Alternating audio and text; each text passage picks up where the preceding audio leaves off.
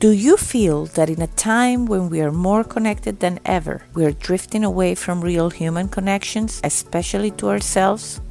I do. Hi, I'm Leticia Latino, and I want to invite you to join me and my very inspiring guests in exploring ways to reconnect to your essence, to your definite purpose, to what makes you tick.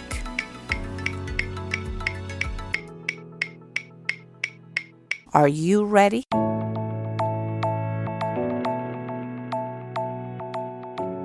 Hello, everybody. Welcome to Back to Basics. Please join me in welcoming James Rosseau to the show today. James is the CEO of the Corelink Solution, a nonprofit organization focused on revitalizing communities by empowering people to reach their potential. I'm so excited about this. He serves on the DeVry Board of Trustees, works with Think Human to help client partners and teams achieve transformational results, and he's also the author of Success on Your Own Terms, 6 Promises to Fire Up Your Passion, Ignite Your Career, and Create an Amazing Life. And I could read so much more about his bio, but I'm going to stop there and welcome James. Thank you so much for having me. Oh, I'm so excited because, every time you bump into someone that's an extremely successful business person, entrepreneur, leader, and has this human quality to it, and now a whole purpose around helping people achieve their potential, I get really, really excited. So thank you so much for accepting the invitation to be on. Absolutely. Again, thank you. And there's so much we can talk about. And, so I'm going to get right through it. I want to know who James was as a little boy, what you were passionate about, and just to see if anything that you enjoyed doing back then is what you're doing right now. Yeah. No, it's good. So I grew up in Philadelphia, North Philadelphia. My parents tell me I was one of the first in our overall family born in the North. My father was from South Carolina. My mother was from Florida. And while pregnant, they moved to Philadelphia. I still don't know why. They never really. So I was raised in North Philadelphia. And I was really, at a younger age, passionate about music and sports. I mean, I just loved sports, wanted to play football, was a fullback and tight end. Unfortunately, I hurt my knee doing high school sports, but I was also really passionate about music. I grew up playing a bunch of different instruments, like almost any brass instrument, trombone, clarinet, trumpet, things like that. And then it's so funny, my trumpet got stolen. No way. Out of my uncle's trunk. I forgot about this. Trumpet got stolen one year, and it was when rap music was becoming popular, and I wanted to be a DJ. So when he got the insurance money, I took that insurance money and combined it with some money from a school job. And my mother had gotten to a point where she was no longer going to finance my habits. She said, I would switch, hobbies like, every 3 weeks in her mind. So she said, look, you got to finance your own hobbies. And I was so mad at the time, but it turned out to be one of the best things that she could ever have done, right? Because it taught me the principle of investing in yourself. So I got a summer job through the Nicetown Boys and Girls Club. I would say shout out to the Boys and Girls Clubs of America because they taught me the valuable lesson of getting a job. And through that job, got my first set of turntables, right? Worked the whole summer to buy a turntable because they were so expensive. And I started becoming a DJ. Oh, okay. And, loved being a DJ, right? Packing crates of records in my car and going and doing these parties and putting together groups of rappers who could do little skits and songs and things like that. And that's what I did in my youth. That's what I loved doing. Wow, I love that. I love how you turn it. And you could tell you were already an entrepreneur in business because you turned your passion already at a young age into something that made money. Yeah. And then did you know from DJing, did you know what you wanted to study? Because, we're going to get to it, but you went on to work for some major companies like JP Chase Morgan and Allstate Insurance. Big names. How did you get into the corporate world?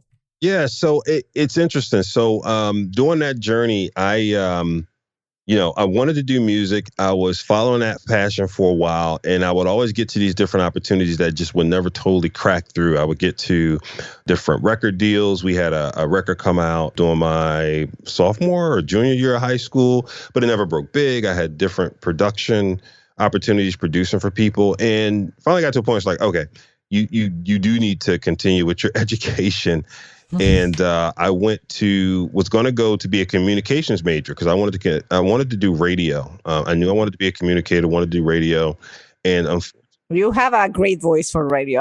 Let me just stop you there and say this. You sound great. I always had this dream of doing a syndicated radio show and all those things. And my English teacher, I think, had challenged us to go interview someone who you thought you wanted to pattern yourself after, follow your career in their footsteps. And at that time in Philadelphia, it was Doug Henderson on WDAS. And I went and interviewed Doug. He was so gracious, gave me probably an hour of his time and just like gave me all these gems and so on and so forth. And so I went to go to Temple.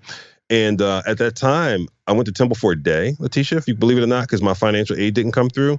And they had to walk me out and said, look, your financial aid didn't come through. My mom was right in between that sliver of making too much to get grants, but not enough to get the financial aid. And so I was booted.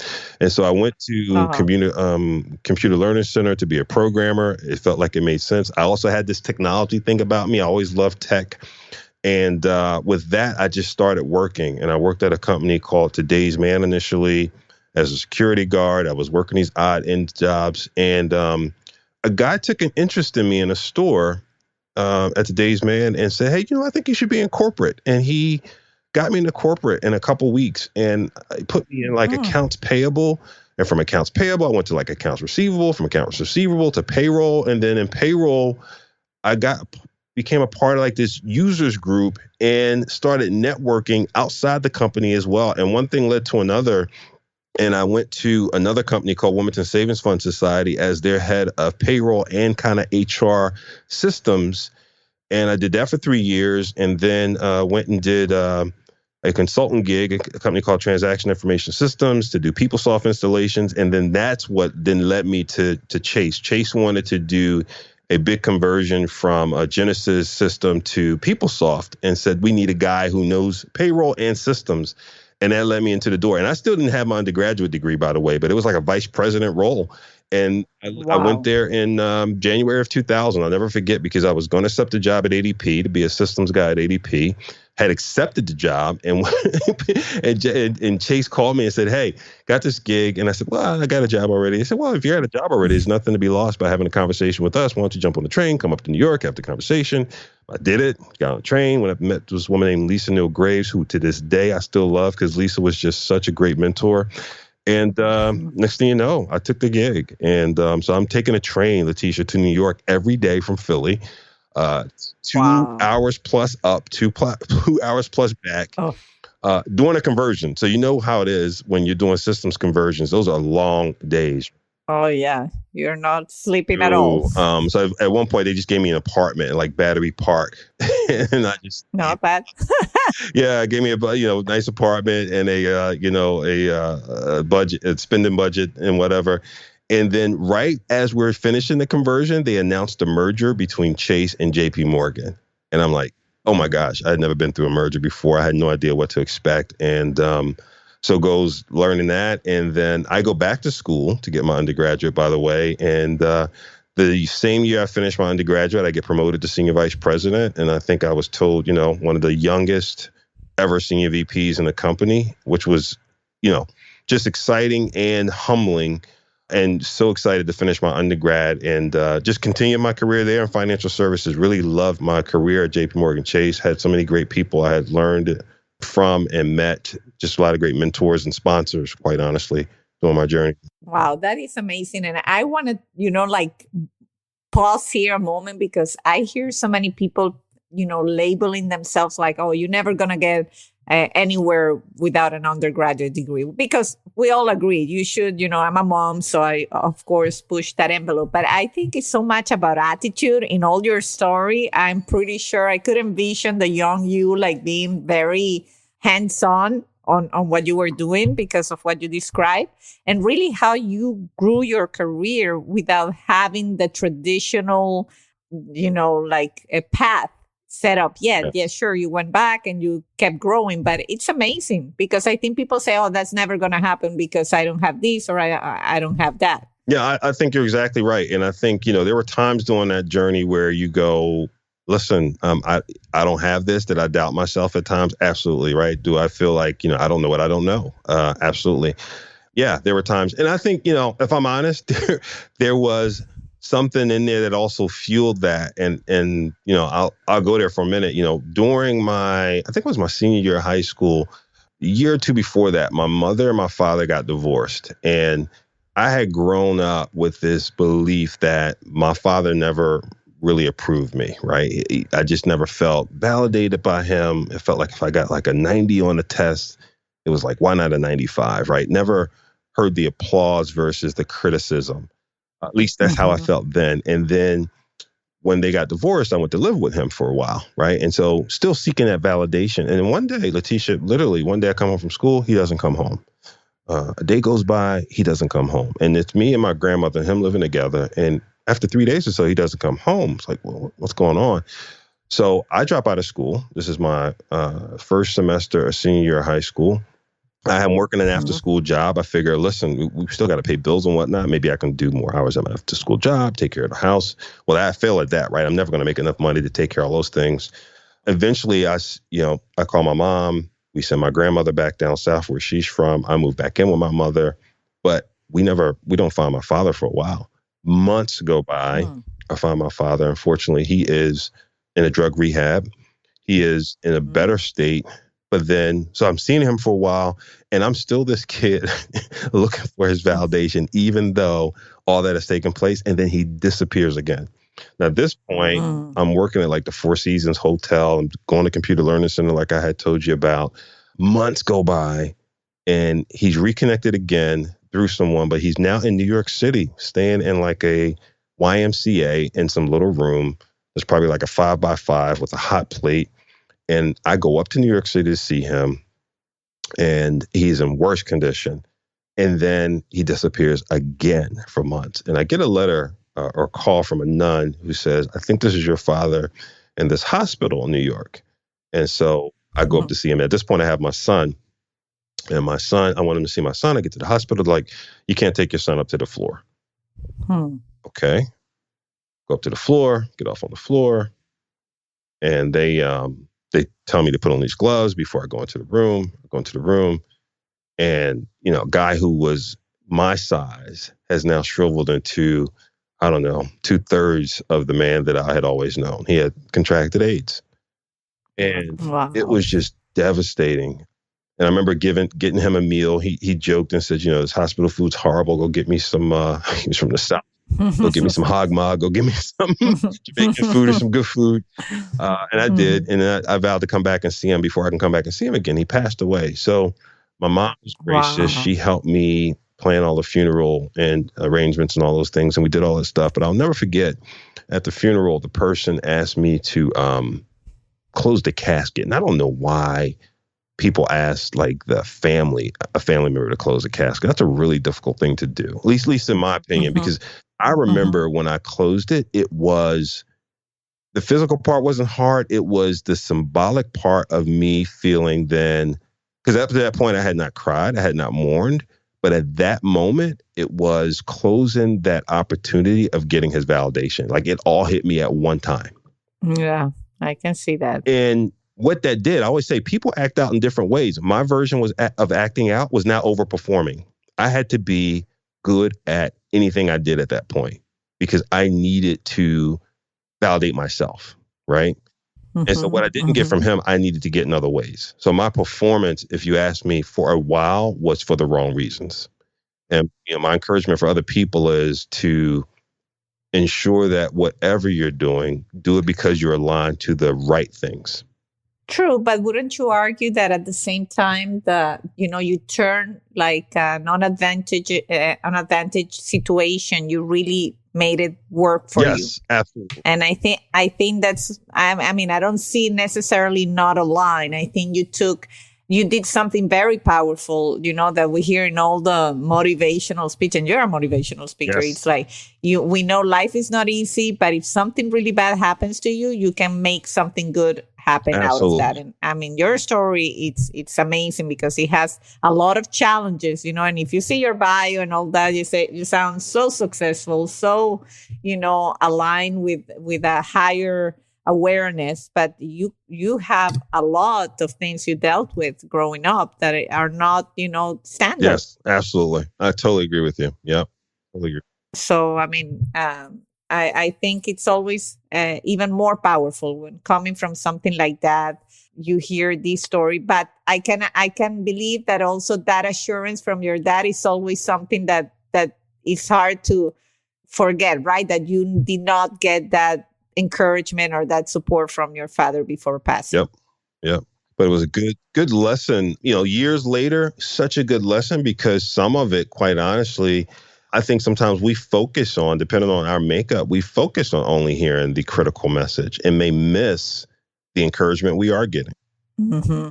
That's interesting. And I'm sure you're a fantastic dad, because I've heard these kind of stories before, and people say, you know what, I learned what I didn't want to be, or these aspects of parenting that I don't want to be. And I see some great parents just because of the experience they had growing up. Absolutely.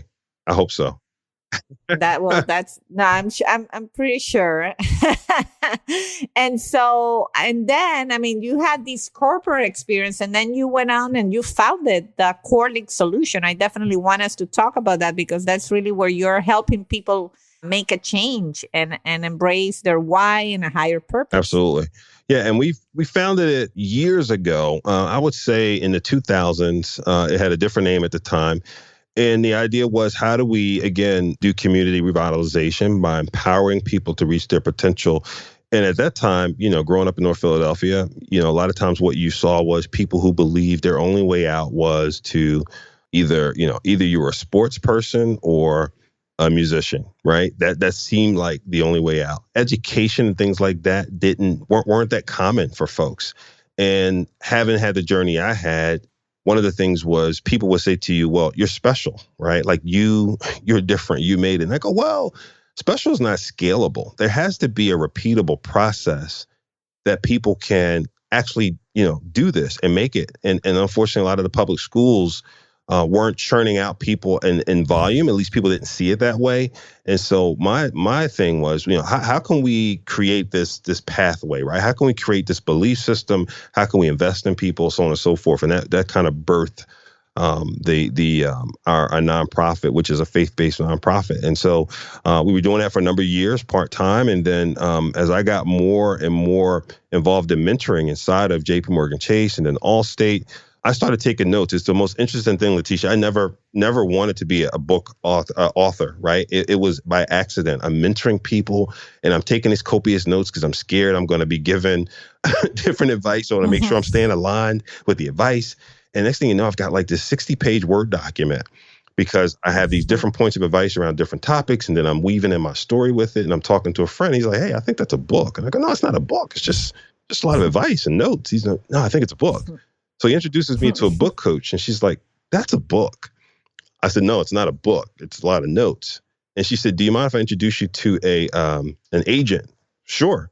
Introduces me to the agent. He said, for sure, it's a book. You mind if I pitch it? I said, fine. So we put some things together, and he came back to me like 2 weeks later with 2 book deals. I said, wow. Okay. That's amazing. And now, of course, right, what you think is done is not nearly done, because once you do the deal, they tell you all the stuff you need to do to turn it into a real book, right? But but it was great to go through the process, and I learned a lot through the process. But that just furthered my desire to then take those 6 promises and more, formalize them and put them into something. So then we were able to take those 6 promises and not only have them in the book, but then with the help of an instructional designer, create a workbook and then a full-fledged curriculum, if you will, that as a part of the nonprofit, we help deploy to people. So whether you are an individual that wants to take the book and the workbook and do your own thing through our online course, or if you're a facilitator, a teacher, educator, you can take our curriculum along with the facilitator's guide and deliver it in class. And that's a big part of what we do as a nonprofit on one side of our nonprofit. Wow, that's great. And I mean, you guys, I'm going to put all the info, but you have to, and resources at the Corelink Solution in the show notes. But I was, as I was preparing for this interview, I was reading into those 6 promises. And I'm going to read them very quickly. It's number 1, embrace your passion. Number 2, perform to progress versus perfection. Number 3, promote with purpose. 4, parlay your platform. Number 5, put it into action. And number 6, practice philanthropy. I mean, how powerful are these promises? It's amazing. Like you had shrunk, a call to action to create change in a masterful way. Thank you. It's really exciting. And I think I had an interview not too long ago with someone focusing on the engineering side of things, and we were talking about soft skills, and I don't even know if these are not maybe soft skills, but are things that we should all be thinking. Yes. Yeah. And we don't do it enough. Yeah. And, it's such a good point. I was talking with someone a couple podcast episodes ago who says, they don't like to use the word soft skills anymore. And I said, I get it. And I guess they're transferable skills, right? Because soft skills are now, I guess, hard skills. But more importantly, I like to think of transferable skills. And to your point, skills we often don't talk about enough because we think about the latest skill that's most talked about. So now if it's some technical skill, right, or some programming language, that's what's talked about. But these skills to me are the things that help you build a sense of who you are, help you build a sense of direction, help you build more resilience, accountability, ownership, how to establish community, how to build network, mentorship, sponsorship, and those things that will, as you establish direction and establish momentum, keep that going and help you overcome the hurdles and deal with the peaks and the valleys to keep going. And those things to me are just fundamental. You have to have those things regardless of what career path that you choose. Interesting. And also, wouldn't you agree that some people, like, for example, me doing this podcast, that's something that I embrace as a passion, but not even like with your book, I never thought I'm going to be on radio or I have nothing at all. I just felt the need to pass on the inspiration because, every conversation I had someone saying, oh my God, after we chatted, I did this and it had a positive impact or something like that. And I say, man, maybe we can put the message out there in stories like yours so that people get, encouraged to just do something different and try action. And by what you're saying, you did the same thing. You found ways. You wanted to be a DJ. You wanted to be in radio, and you have your own podcast. And the Corelink Solution has their own podcast that I invite everybody to check out because it's also very amazing stories, very aligned with our mission here at Back to Basics. So in a way, you're really fulfilling that vision. Yes, absolutely, and working on the next evolution of that constantly. And that's great. And the funny thing is, you went and ended up with a book, and I'm sure it's not going to be the last one. I ended up with a book almost for the same reasons, by doing things that I normally do in my day-to-day with those whatever soft skills or things we try to incorporate that eventually lead you to ending up with valuable information or content that you want to share. Yes, that's so good. It's so empowering, so right? So good, absolutely. And I always tell anybody listening out there, it's like, I talk to so many people, I have a book idea. Well, go write it. I'm not a writer. Like we convince ourselves that we cannot do it rather than say, oh, well, if he did it and she did it, I can do it too. It's doable, yeah. Everything looks like a mountain until you start taking a few steps, right? Absolutely. And you never stop getting inspired. Like just by talking to you, I'm going to have a better day today because, it's so inspiring what you achieved and what you're doing that it doesn't make you feel alone. You say, okay, I'm not that crazy. Other people see what I'm seeing too. Exactly. And that's very empowering. And so tell me, obviously, I want to ask this. Is this what you're doing right now? What makes you tick, what makes you passionate, what you're passionate about? Or there are any aspects of you that also drive you in terms of your why and your passion and your purpose? Yeah, no, this is it. I mean, for me, in a nutshell, helping people live on purpose is what I'm about. That's me. That's what I feel I was created for. I believe that we're all created with gifts and talents and have a purpose. And my purpose is helping people live on purpose. And to me, that's a double entendre, right? Live on purpose is, one, being intentional about how you live. And then two, the second part of purpose is being on your track to what you were created to do. And oftentimes what I find is in that first promise, right, helping people embrace their passion, oftentimes there's one or two things that happen when we do what I like to call a passion inquiry, of trying to find out, what people's passion is or their purpose is. One, either they haven't taken the time to kind of figure out what it is, right? Because they feel like they have to jump into the stream of, what is expected, quote unquote, in society. And so they don't even take the time to figure it out. Or two, they know what it is, but it's like underneath, like, mounds and mounds and mounds of dirt. And they haven't looked at it for years, right? Because they were told that they can't do it. You can't go after it. It's not realistic. And so we have to kind of excavate it and pull it back up to the surface and kind of cross this barrier of belief that what they can do day to day, or even sometimes part-time, sometime, anytime, is mutually exclusive from the rest of their life. Why can't you have some of that? If that releases endorphins, makes you feel better, brings happiness, brings joy, and by the way, it could bring some extra scratch and income, why shouldn't that be in some part of your life? So that's my purpose. Oh, that's very powerful and really aligned with a question I ask. I've asked several people this, but you are like a perfect candidate for what you just said. Is how do people move away? I totally agree with what you just said. And the main blockage is, I cannot pay my bills pursuing my passion. How do we move away from that? I think you have to, one, understand how you got to that point of belief.